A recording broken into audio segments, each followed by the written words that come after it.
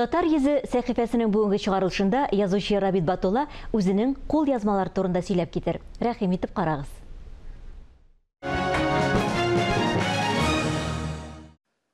Исән сауларымсыз, хөрмәтле тамашачылар.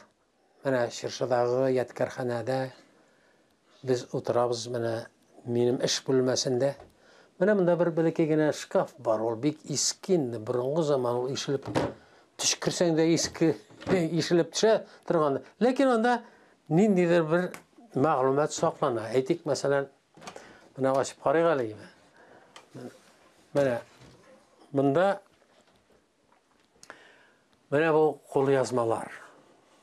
Мин язган кул язмалар. Әйтик, мәсәлән, менә монысын алып карыйк әле. Мәсәлән, ул кул язмалар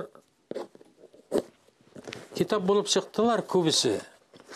Үкенечтә түгел. Ләкин менә мондагы кул язмаларны инде аны барсында күчереп язарга кирәк. Компьютерга күчереп язарга, чөнки монда көндәлекләр бар. Бу оннан тагын бик күп менә burada әйтик, томнар әзерләгәнмен менә мин.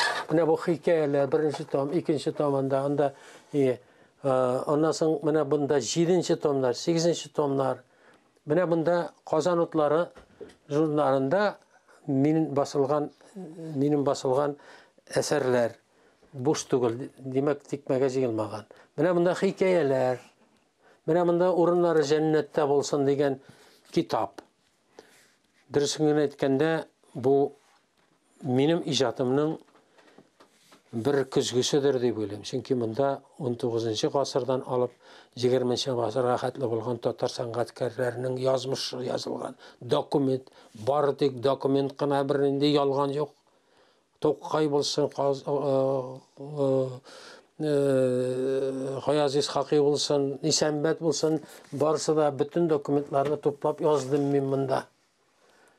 Аннан соң менә тагын Празат Исәнбәтнең альбомы. Мин сезгә бу турыда сөйләдем, Празат Исәнбәтнең альбомы турында. Ул минем 2 данәдә саклана. Берсе Казанда, берсе монда. Чөнки бу бик кадерле минем өчен. Ул чөнки зур рәссам һәм режиссер. Аннан соң монда менә Сөембикә романы менә шулай. Ул менә аны күтәреп тә булмый. Ул бит инде 3 тапкыр яңадан басылып чыкты. Бер русча, 2 тапкыр татарча язылып чыкты. Менә минем кул язма менә монда. Бу кул язма кем өчендер бик кадерледер. Кем өчендер сүплеккә чыгарып атырга кирәктер бәлки. Ләкин мин аны шушы ядкарханәдә саклыйм. Анда минем бүтән хиссиятым менә шушында тупланган. Сөембикә турында мин нәрсә уйлыйм, ничек язып була, кайчан язып була, ничек итеп аны акларга кирәк, чөнки Сөембикә тарихта бик яманат алган кеше.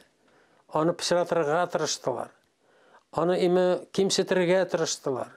Тарихчылар да кимсетергә, хәтта бүгенге көндәге шагыйрьләр дә кимсетергә тырышалар. Мин бары тик хакыйкать теләдем. Чөнки тарихта гайбәт күп.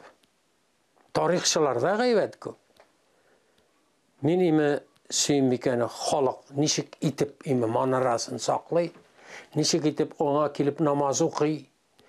Әгәр дә ул бузык булса, әгәр дә ул сатлык булса, җыллар буена килеп намаз укыр иде микән шушы манара янына килеп. Уйлап карагыз әле сез. Менә минем бүтән уй фикерләрем шушы романга салынган, сезнең кулда ул, аны укый аласыз, һәм мин аны менә шушы кул язмасында ядкарханәдә сакларга телим.